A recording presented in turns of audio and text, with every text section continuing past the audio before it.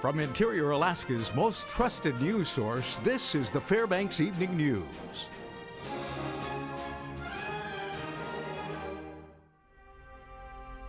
Good evening and thanks for joining us. Our top story tonight, the Fairbanks North Star Borough Assembly convened its first regular meeting of 2015 and will tackle the area's air quality issue early in the year. Ordinance 2015-01 sets air quality regulations, including a tiered alert warning system that comes with wood-burning bans. The ordinance also includes a monetary fine schedule with penalties for wood burners that allow their chimney smoke to cross property lines. The ordinance is slated to go before the Air Pollution Control Commission next Tuesday and then a public hearing and vote at the Assembly's January 29th meeting. In an attempt to allow for more public input, Assemblyman Lance Roberts proposed delaying the advancement in order to call a town hall meeting specifically on the ordinance. However, Roberts was shut down by the rest of the Assembly, which appears set on pushing this through as quickly as possible. It is a fast schedule, I grant that, but I think it's an adequate schedule. Almost every other ordinance that we pass goes on that schedule. Trying to give the public more time. Right now they've got 3 minutes at the, hopefully 3 minutes at the Air Pollution Commission, and then 3 minutes hopefully at the public hearing, though that could be a pretty busy meeting and it may go down to 2 as others have happened.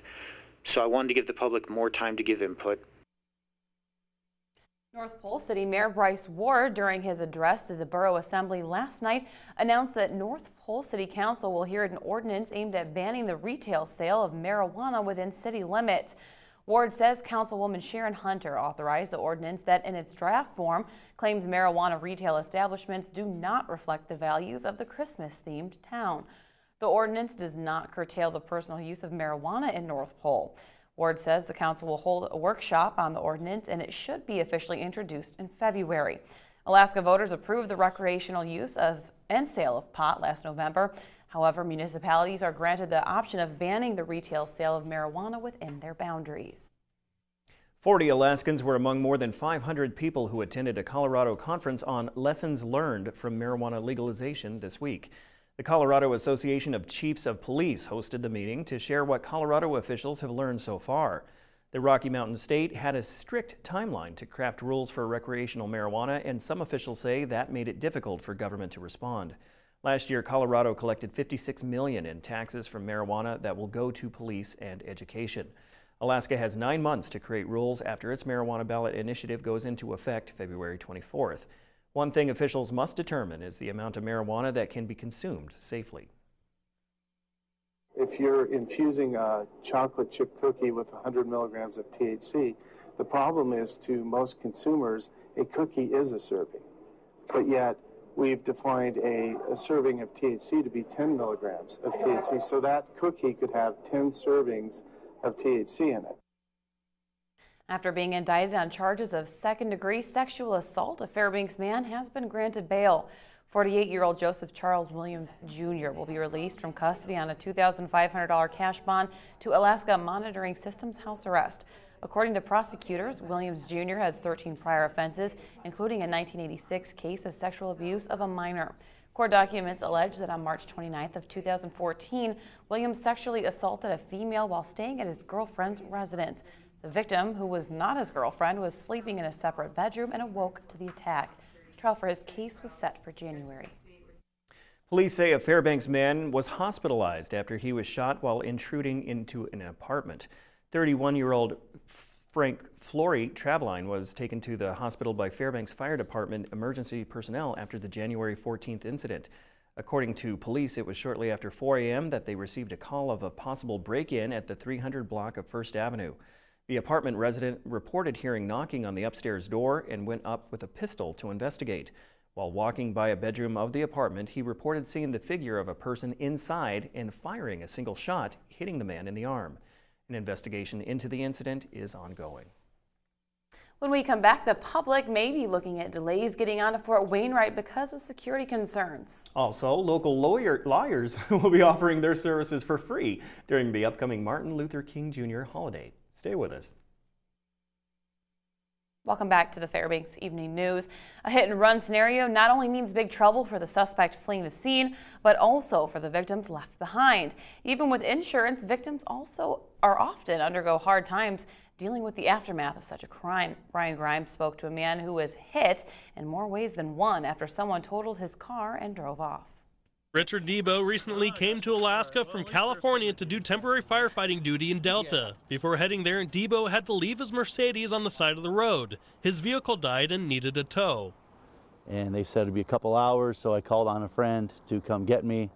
And a tow truck driver called, said he was on his way. 5-10 minutes later, he called me back and said, he asked me if I was okay, and I asked him, what do you mean? He goes, your car was hit. And I just, I went back out to the scene the next day, and I found a Chevy hubcap that fits a wide variety, and there's no paint transfer that I can see, so it looks like it might be the same color. Officer Ron Dupie with the Fairbanks Police Department says chances are slim when it comes down to finding a suspect in regards to Richard's incident. To go off of, we're pretty much at a standstill until any new information emerges. Now Debo must pick up the pieces. Insurance is going to help with this, but now I'm without a vehicle. Any plans I had for my entire stay up here are now shattered, and it's pretty disheartening.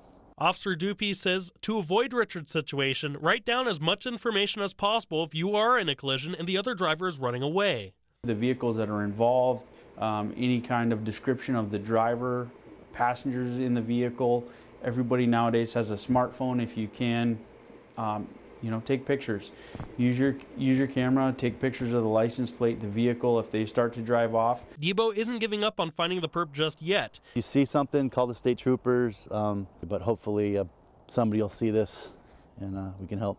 This is Ryan Grimes reporting.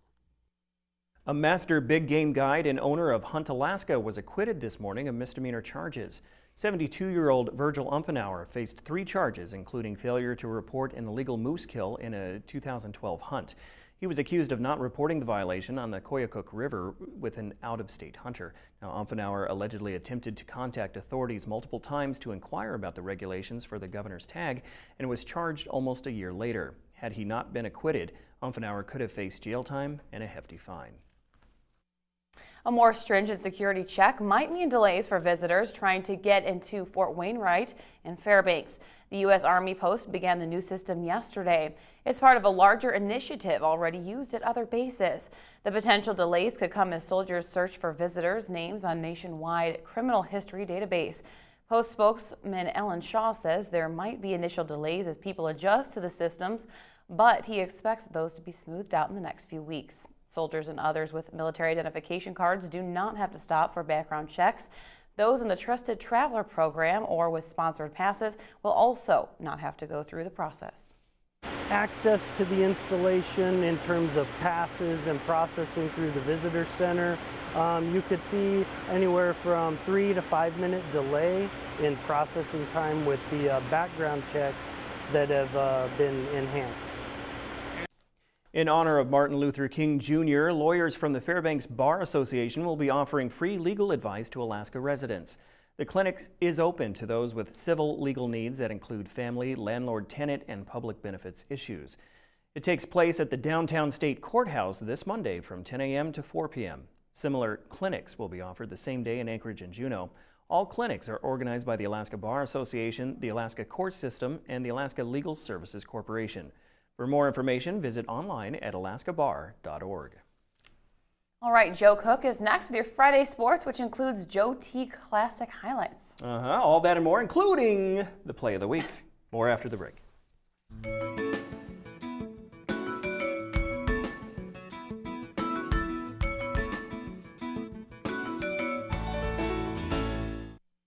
Welcome back into your Alaska. Joe Cook here to get your weekend started right with some Friday sports. The Nanack men's basketball team is still in search of their first road conference win of the season. MSUB won 83-78 in overtime over UAF Thursday night. The Yellow Jackets split free throws in the last seconds to force OT. They won on a 16-9 run in overtime to win it. Jace Anderson scored a game-high 27 points for the Yellow Jackets. Ashton Edwards led the Nooks with 22 points, while Almir Hadjisevich scored a season-high 20 points in the loss. Alaska will head to Seattle Pacific on Saturday. The first day of the third annual Joe T Classic featured one of the best games of the high school basketball season, and it's only January. Here's more. We start the Joe T. Classic recap with a classic, West Valley versus Monroe. Fourth quarter action here as Daniel Hornbuckle scores 3 of his team high 29 points on this and one play to stop a late Rams run, but the Rams would not go away. Jalen McCullough's 3 tied the game at 64 all with 30 seconds left. In crunch time, West Valley's Tyrell Peterson goes Dr. J on us with the under-the-rim reverse scoop shot. He had 22 points. Then Devon Davis of Monroe, he answers right back with the floater. And this game goes into overtime, tied at 66. McCullough would continue his great play. Another 3 sparked a 7-0 run for the Rams, and they outscore West Valley 14-8 in OT and win 80-74. McCullough scored 33 points in the second half and overtime and finished with a game-high 35 points with 7 threes in an instant classic. This is huge, but this game don't matter if we don't win the next 2 games. So we got to be ready and play toughness with these next 2 games coming up. I'm very proud of the guys, but, this is one game in a long stretch. We still got, 16, 17, 18 games left. And the nightcap, Lathrop hosted the Barrow Whalers. It was just 25-23 Barrow at the half. The Whalers would get separation in the second half as Adams scored 20 points while Hepa added 16. The Malamutes rallied late behind Cole Burner and Jaden Whiteside, who scored a game-high 28 points. Lathrop got within 3 in the last minute, but Barrow closes out for a 69-60 win. The Lathrop girls went up against the top-ranked 3A Barrow Whalers and used a key 14-4 run in the third quarter to get enough cushion and close out for a 52-47 win. Rose Mangoyak had 17 points to lead Barrow, while Lathrop's Jana Hadukovic finished with a game-high 18 points. We really came together as a team, I think, and instead of playing just as individual players, we played as a team. The Monroe girls used defense to defeat the Bartlett Golden Bears in their opener. Andy Clark scored a game-high 12 points, while Maggie Wallace led the defensive effort as Monroe wins 38-32 over Bartlett for back-to-back wins. Those weren't the only games in town in the interior on Thursday night. The Hutchinson Hawks and Valdez Buccaneers met in an Aurora Conference clash. The Hutch boys were just on another level last night, winning 79-39. Mike Benson, he scored a game-high 20 points, while Xavier Udebe, he added 15 in the win, huge conference win for the boys. In the girls' game, Marion Walmsley, the recent UAF commit, was in action in the Alaska women's basketball team. They were there to see her play in person for the first time. Walmsley had 16 points and 12 rebounds as Valdez wins 51-31. Ashley Stark, she had a game-high 18 points for Hutch, but a big blow to the Hutchinson team as Taylor Hastings, she suffered an ACL injury in the loss to Valdez. And in high school hockey Thursday night, the West Valley Wolfpack, they scored a lot. They faced off against Juneau, looking to extend their win streak, already up 2-0 in the first period. The Wolfpack would add to that lead. They scored 4 goals in the opening frame. They would keep a heavy foot on the gas pedal in the second period with another 4 goals. Caleb Moritz led all skaters with 4 points, 3 assists, and a goal. Logan Arpino followed up with 2 goals and a helper. Zach Saveride and Richie Stickle both scored twice. Keel Simon gets a 7-save shutout. The West Valley blows out Juneau 9-0. The Wolfpack are now 8-4 overall, and they've won 4 straight games. The Delta Junction Huskies are quietly leading the Greatland Hockey Conference after Thursday night's 9-2 win over the Houston Hawks. Delta never trailed, and they broke the second tie of the game with 7 unanswered goals. They are now 4-0 in the Greatland Conference. And here's a brief look at what's on tap for this weekend in sports. For all of you skiers out there, the Besh Cup race continues this Saturday and Sunday at Birch Hill. The Classic Sprint starts at 10 a.m. with the under-12 group, and Sunday's mass start is at 11 a.m. In high school hoops, the Joe T. Classic concludes with afternoon games starting at noon at Lathrop High School, and the nightcap Game 2 of the Governor's Cup at the Carlson Center. Puck drop is at 7:07. For the full weekend schedule, visit the sports page on webcenter11.com. And we end the Friday Sportscast with this week's Play of the Week. After a lot of input from you, the viewer, this week's Play of the Week comes from Jalen McCullough and Mike Cluting of the Monroe Rams. Jalen's look-away pass to Cluting for the finish against Ketchikan last week in the Mount McKinley Bank Classic, won by just 3 votes. Andy Clark's buzzer beater and Zach Saveride's game-winning goal both received double-digit votes, so we thank you for your input. To pick the next Play of the Week, watch for the I-5 Interior Top 5 plays on Mondays during the Week in Recap. And that'll do it for sports tonight. Mike Schultz is next with your full weather forecast, and we'll catch you next time. Hello, everyone. Welcome back into the Fbx Evening News for Friday night. Mike Schultz with you once again, talking about the weather. And again, not too much to talk about. The weather pattern is not showing a whole lot of signs of change. Maybe Sunday we might see a little bit of snow in here, but temperatures are going to remain in the low to mid-teens through the weekend. And that's pretty nice for this time of year. You'll agree there. The photograph tonight, this one was taken by Joseph Martinez in Anchorage and sent along the website. My wife was able to get this and send it to me. Beautiful auroras last night in the Anchorage area. Look at the colors, the reds and the greens. Boy, it's just gorgeous, beautiful colors. I didn't see any last night, but maybe they were out. I'm not sure. Anyway, as always, if you have a photograph, send it to photos@ktvf11.com, and we'll share it with the rest of the audience. Here's your almanac. 27 degrees for the high today. The low last night, 5 degrees. Record high 50 in 1981, and there's that record low again in 1934, 64 below. Sunrise and sunset, about 5 hours and 14 minutes, a loss of 6, or actually a gain, I should say, of 6 minutes from yesterday. I'm so used to saying loss, gain. And on our satellite and radar, more rain moving across southeast Alaska. We have a mixed rain and snow situation across much of south central sections, but nothing coming across the Alaska range. That's because the winds are still straight out of the south, the Alaska range blocking all that energy, and a lot of activity moving up the west coast, bringing some snow to Nome. Now, as far as what's going on across the rest of the state, over southeast Alaska, there's the rain in Juneau and Ketchikan, 46 degrees at Ketchikan. Over the Anchorage Bowl today, 36 degrees, cloudy skies, 40 partly cloudy at Kodiak, and 35 and cloudy in Cold Bay. And there you go, up the west coast, looking pretty good, partly cloudy to clear skies. 9 below at Barrow, 10 above at Fort Yukon. Lower 48 weather. More rain moving across the Pacific Northwest, and they have a strong jet stream bringing all that rain in. 60 degrees in Denver, and not too far away, snowing in Minneapolis with a little mixed rain and snow there. Over the Gulf Coast states, looking pretty good. Temperatures a little chilly in New York, 42 degrees on the map there. In the satellite and radar, you can see a little bit of energy moving across. There's the snow showers moving across the Central Plains.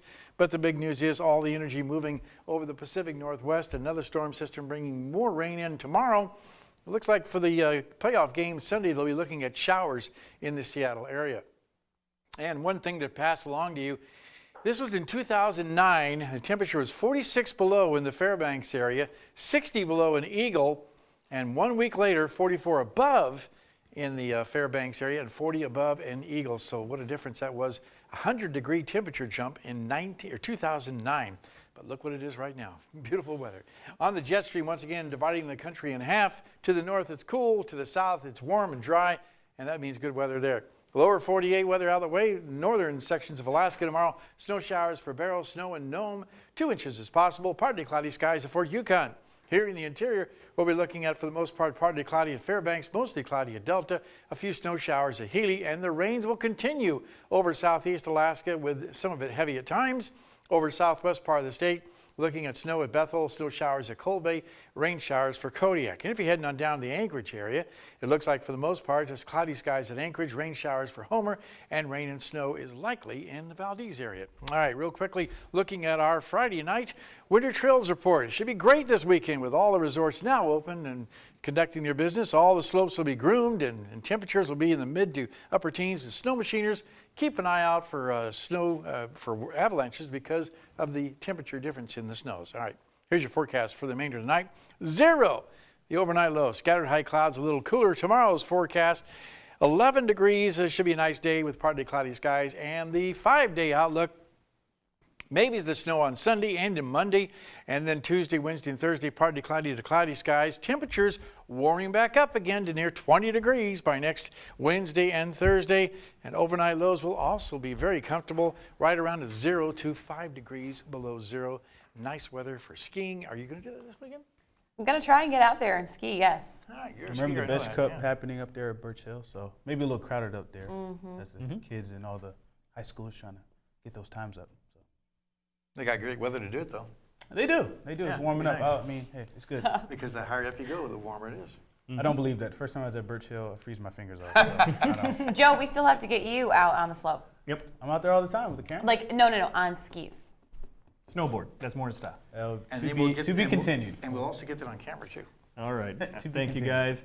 That'll wrap up this edition of the Fairbanks Evening News. We are glad you could join us. Tonight on NBC Nightly News, Pope Francis pays a surprise visit to the children in the Philippines. That's next with Brian Williams. A reminder to tune in tomorrow night for the Interior's only news and sportscast at 6 and 11. From all of us here at the News Center, have a good night. See you at 11. Good night.